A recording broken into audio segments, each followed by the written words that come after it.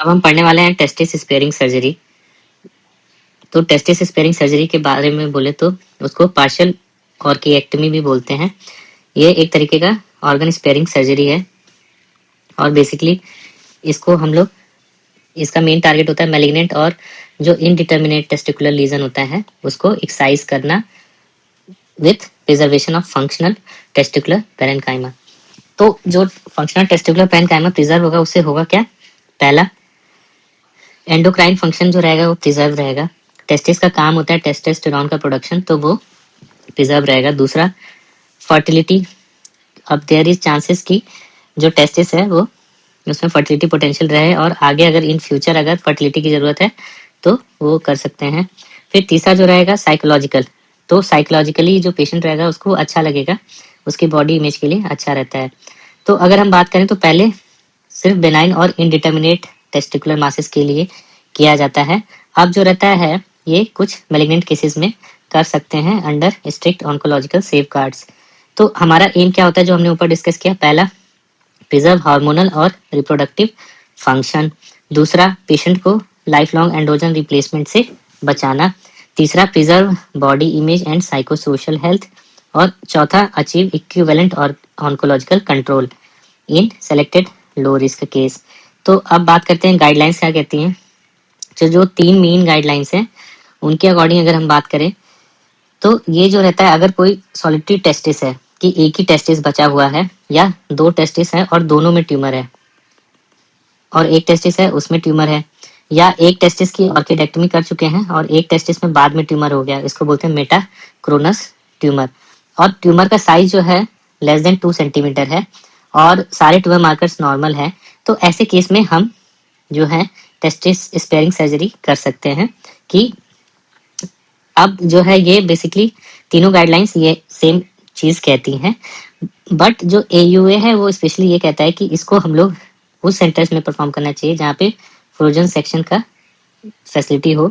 और NCCN जो रहता है वो भी बोलता है कि रेडिकल जो सर्जरी इंग्वाइनल ऑर्किडेक्टमी है वो स्टैंडर्ड है और ये जो रहता है वहीं पे देना चाहिए जहाँ पे इंट्राऑपरेटिव फ्रोजन सेक्शन कर सकते हैं।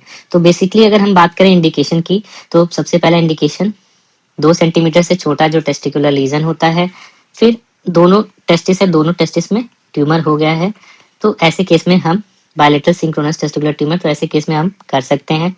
फिर एक जो है हमें ऑर्किडेक्टमी कर दिया है और एक टेस्टिस जो बची है उसमें ट्यूमर हो गया, तो इसको बोलते हैं मेटाक्रोनस ट्यूमर।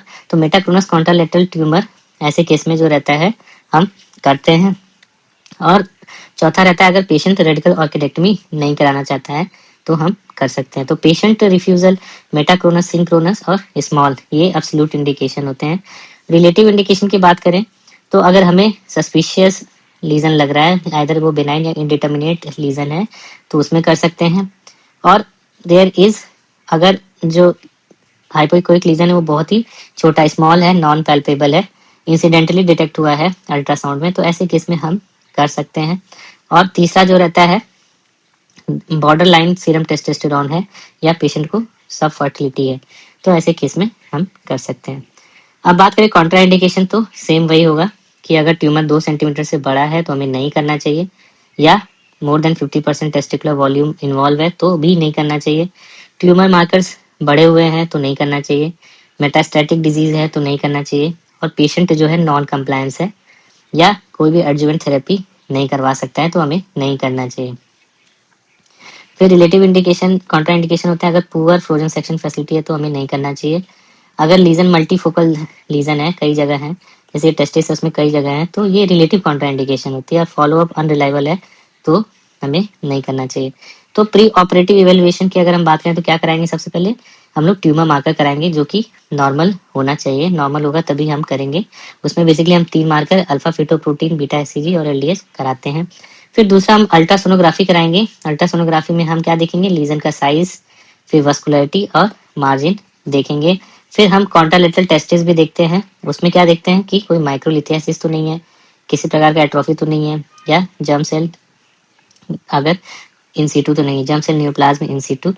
फिर जो MRI की बात करें, MRI अगर जो रहता है वो बेसिकली कहें तो ऑप्शनल रहता है, तो ये तब कराते हैं अगर लीजन जो रहता है इनडिटर्मिनेट रहता है या डिस्कॉर्डेंट फाइंडिंग हमें मिल रही है, जो फाइंडिंग है वो मैच नहीं करे, डिस्कॉर्डेंट फाइंडिंग।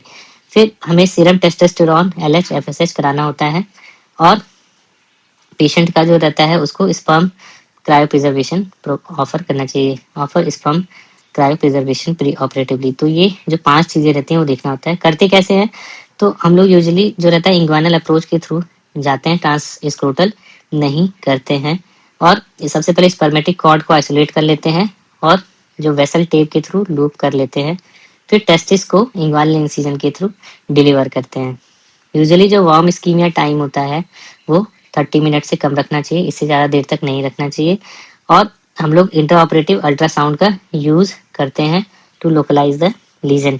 कई बार लीजन क्या होता है, नॉन पैल्पेबल होता है, ऐसे केस में लोकलाइज करने के लिए इंट्राऑपरेटिव अल्ट्रासाउंड करते हैं। फिर कोल्ड इस्कीमिया जो रहता है उसके लिए हम लोग आइस स्लस का यूज़ करते हैं। इससे क्या होता है, इस्कीमिक इंजरी के चांसेस कम रहते हैं। फिर जो ट्यूमर रहता है उसको हम लोग ई न्यूक्लिएट करते हैं और मिनिमम जो मार्जिन है वो 2 से 3 mm रखना होता है। और फिर इंट्राऑपरेटिव फ्रोजन के लिए भेजते हैं। इंट्राऑपरेटिव फ्रोजन जो रहता है ये कंफर्म करने के लिए होता है कि बेनाइन है या मैलिग्नेंट हिस्टोलॉजी। अगर मैलिग्नेंसी कंफर्म्ड है तो ऐसे केस में हमें सारा का सारा जितना भी लीजन दिख रहा है सब एक्साइज कर देना चाहिए और जो नियर बाय सराउंडिंग पेरेन्काइमा है उसकी भी बायोप्सी करनी चाहिए ताकि हम देख सकें कि कोई germ cell neoplasia in situ तो नहीं है। हीमोस्टेसिस की बात करें तो हीमोस्टेसिस हम लोग बाइपोलर कॉर्टी से भी अचीव कर सकते हैं और सूचर से भी अचीव कर सकते हैं। और टेस्टिकुलर रिकंस्ट्रक्शन के लिए हम लोग एब्जॉर्बल सूचर यूज करते हैं, स्पेशली फॉर ट्यूनिका अल्बिजिनिया। अगर फ्रोजन सेक्शन पॉजिटिव आ जाता है तो क्या करते हैं, तो अगर पेशेंट का एक ही टेस्टिस है, सॉलिटरी टेस्टिस है और मैलिग्नेंसी कंफर्म्ड है, तो ऐसे में हम टेस्टिस स्पेयरिंग सर्जरी करते हैं, बाद में एडजुवेंट रेडियोथेरेपी दे देंगे अगर GCNIS होता है तो।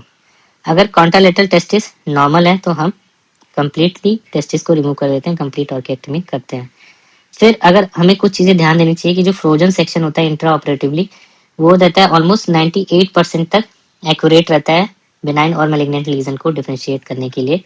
फिर GCNIS को डिटेक्ट करने के लिए हमें मल्टीपल बायोप्सीज लेनी चाहिए अराउंड द ट्यूमर कैविटी और अपोजिट पोल पर। तो ट्यूमर कैविटी के चारों तरफ और अपोजिट पर मल्टीपल बायोप्सी लेना चाहिए। फिर कॉर्ड क्लैंपिंग जो रहता है वो एक ऑप्शनल प्रोसीजर होता है। इससे होता क्या है कि अगर हम थोड़ी देर के लिए टेम्परेरी ऑक्लूड करेंगे तो इससे हिमेटोजेनस स्प्रेड होने के चांसेस कम रहते हैं। फिर एडजुवेंट थेरेपी के लिए क्या करते हैं, अगर लीजन जो है बेनाइन आता है, बेनाइन का मतलब क्या है, आइदर लेडिक सेल या एपिडर्मोइड सिस्ट, इस तरह का अगर कोई चीज़ है तो हम सर्विलांस करते हैं। अगर मैलिग्नेंट आता है और उसमें कोई भी GCNIS नहीं है तो हम एडजुवेंट थेरेपी कंसिडर कर सकते हैं, तो वैसे सर्विलांस से हो जाता है। अगर GCNIS आया है पॉजिटिव मैलिग्नेंसी के साथ तो ऐसे केस में हमें एडजुवेंट रेडियोथेरेपी देना होता है ऑलमोस्ट 20 गायराई तक टू प्रिवेंट द रिकरेंस। और सिर्फ GCNIS है तो हमें लोकल रेडियोथेरेपी देना होता है, वो ज़्यादा प्रेफर करते हैं। तो बेसिकली कहने का मतलब क्या है कि अगर GCNIS आ रहा है germ cell neoplasia in situ तो रेडियोथेरेपी देना है। फिर अगर हम बात करें आउटकम तो लोकल रिकरेंस के चांसेस जो रहते हैं ऑलमोस्ट 15% रहते हैं और वो ज़्यादातर रिकरेंस 2 साल के अंदर होते हैं। अगर हम सर्वाइवल की बात करें तो सर्वाइवल 98% से ज़्यादा होता है। और कॉन्ट्रालेटरल GCT का अगर रिस्क की बात करें तो कॉन्ट्रालेटरल रिस्क जो रहता है GCT का वो सिमिलर रहता है रेडिकल ऑर्किडेक्टमी की तरह। फिर अब इसका बेनिफिट क्या हुआ कि जो टेस्टोस्टेरोन का लेवल रहता है यूजुअली 80% से ज़्यादा लोगों में नॉर्मल रहता है। फर्टिलिटी की बात करें तो फर्टिलिटी ऑलमोस्ट 70% से ज़्यादा लोगों में नॉर्मल रहता है। तो ऐसे में क्या होता है कि लाइफ लॉन्ग टेस्टोस्टेरोन रिप्लेसमेंट करने की भी ज़रूरत नहीं होती है। तो फ्रोजन सेक्शन का क्या रोल होता है, तो फ्रोजन जैसे हमने बताया बेनाइन और मैलिग्नेंट को कंफर्म करने के लिए ऑलमोस्ट 95 से 98% जो रहता है एक्यूरेट रहता है। प्रॉब्लम इसमें क्या होती है कि इसमें सैम्पलिंग एरर हो सकता है। दूसरा जो रहता है इंटरऑपरेटिव फ्रोजन सेक्शन में GCNIS जो रहता है 80 से 90% चांस रहता है डिटेक्ट करने का और इसके लिए हमें मल्टीपल बायोप्सीज की भी ज़रूरत पड़ती है। तीसरा इंटरऑपरेटिव जो फ्रोजन सेक्शन होता है वो गाइड करता है हमारा कि हमें प्रोसीजर कंटिन्यू करना है या अवॉइड करना है, और जो प्रोसीजर हम कर रहे हैं वो टेस्टिस स्पेयरिंग सर्जरी कर रहे हैं, तो इसके लिए ये काफ़ी एक्यूरेट होता है और हाई इसकी एक्यूरेसी होती है। अब हम बात करते हैं फॉलो अप कैसे करते हैं जिसको किए हैं। तो फॉलो अप जो रहता है यूजुअली हम बात करते हैं तो सेमिनोमा में यूजुअली हम लोग 10 साल तक करते हैं, ये एक प्रोटोकॉल होता है। और नॉन सेमिनोमा यूजुअली जो है 5 साल करना होता है। तो 5 साल के बाद भी हमें बुलाना होता है। तो शुरुआत के हर कैंसर में जो रहता है हम 3-3 महीने पे बुलाते हैं, फिर 2 साल के बाद हम 6-6 महीने पे बुलाते हैं। तो एवरी 3 मंथ बुलाएंगे, फिर 6 मंथ पे बुलाएंगे। तो हम लोग कराते क्या है, फिजिकल एग्जामिनेशन और मार्कर। जब शुरुआत के 2 साल में है तो हम अल्ट्रासाउंड भी कर सकते हैं, बाद में सिर्फ फिजिकल एग्जामिनेशन और मार्कर पे ही रख देते हैं। और जब एनुअली कराते हैं तो फिर सिर्फ अल्ट्रासाउंड जो रहता है तब कराते हैं जब क्लिनिकली इंडिकेटेड रहता है, नहीं तो हम लोग फिजिकल एग्जामिनेशन ही करते हैं। अगर किसी भी टाइम पे अगर जर्म सेल न्यूप्लेजिया इन सिटू है तो हमें जो रहता है रेडियोथेरेपी देना चाहिए टू प्रिवेंट रिलैप्स। अब एडवांटेज क्या होता है, हमने डिस्कस कर लिया। एडवांटेज यही रहता है कि इससे टेस्टोस्टेरॉन मेंटेन रहता है, फर्टिलिटी मेंटेन रहती है, बॉडी इमेज प्रिजर्व रहता है और लाइफ लॉन्ग एंड्रोजन थेरेपी की जरूरत नहीं होती है। सर्वाइवल भी ऑलमोस्ट इक्विवेलेंट होता है और इनडिटर्मिनेट लीजन्स के केस में टिश्यू डायग्नोसिस मिल जाता है। इसका डिसएडवांटेज क्या होता है, लिमिटेशन की बात करें तो ये काफ़ी टेक्निकली डिमांडिंग प्रोसीजर होता है, एक फ्रोजन सेक्शन एक्सपर्ट की ज़रूरत पड़ती है, लोकल रिकरेंस का चांस रहता है ऑलमोस्ट 15% तक और लाइफ लॉन्ग फॉलोअप की ज़रूरत होती है, वो मैंडेटरी होता है। फिर उसके बाद एडजुवेंट अगर आरटी जो दे रहे हैं उसकी वजह से कई बार इनफर्टिलिटी हो जाता है और इसका एविडेंस बहुत लिमिटेड है फॉर लार्ज और मल्टीफोकल लीजन्स। अब हम बात करें कुछ नए कॉन्सेप्ट की, तो एक होता है micro surgical. Micro surgical testis sparing क्या होता है, इसमें जो रहता है हम लोग माइक्रोस्कोप के थ्रू देख कर करते हैं। तो इसमें जो रहता है बेटर पैरेन्काइमा का प्रिजर्वेशन होता है और वस्कुलर कंट्रोल भी अच्छा मिलता है। फिर दूसरा हम लोग intra operative high frequency ultrasound use कर सकते हैं। तो इससे क्या होता है कि लीजन की एक्यूरेसी बढ़ जाती है, मार्जिन जो रहता है अच्छे से एसेस होता है। तीसरा एमआरआई बेस्ड जो है हम लोग प्री ऑपरेटिव मैपिंग कर सकते हैं, इससे हम लोग बेनाइन और मैलिग्नेंट लीजन में नॉन इन्वेजिवली डिफ्रेंशिएट कर सकते हैं। चौथा, अगर पेशेंट जो है बेस अजूस्पर्मिया है या सब फर्टिलिटी है तो हमको जो रहता है अब नए में क्या होता है कि हम स्पर्म को रिट्राइव करके स्पर्म बैंक में उसको प्रिजर्व कर सकते हैं। तो ये सब न्यू टेक्निक है जैसे कि microsurgical TSS, high frequency ultrasound, MRI based pre operative mapping और स्पर्म बैंकिंग। फिर अगला बात करें तो होता है रोबोट भी आ गया इसमें। तो रोबोट असिस्टेड भी करते हैं और अभी ये अर्ली जो है स्टेज में है और इसकी वजह से काफ़ी अच्छा प्रिसीजन हो गया है और इसकी में टाइम भी कम हो गया है। तो कुछ जो मेन चीज़ें अगर हम बात करें तो रेडिकल ऑर्किडेक्टमी अभी भी स्टैंडर्ड है। अगर हम लोग टेस्टिस स्पेयरिंग की बात करें तो ये बहुत ही सेलेक्टेड स्मॉल वॉल्यूम और जो ट्यूमर मार्कर नेगेटिव ट्यूमर है उसी में कर सकते हैं। फ्रोजन सेक्शन जो रहता है वो मैंडेटरी रहता है to confirm the diagnosis and rule out GCNIS। और जो तीनों जो ऑर्गेनाइजेशन है वो ये कहती हैं कि इसको या तो सॉलिटरी या बायलेटरल ट्यूमर जिसमें लेस देन 2 सेंटीमीटर हो और ट्यूमर मार्कर नॉर्मल हो और पेशेंट कंप्लायंस है, ऐसे पेशेंट में ही करना चाहिए।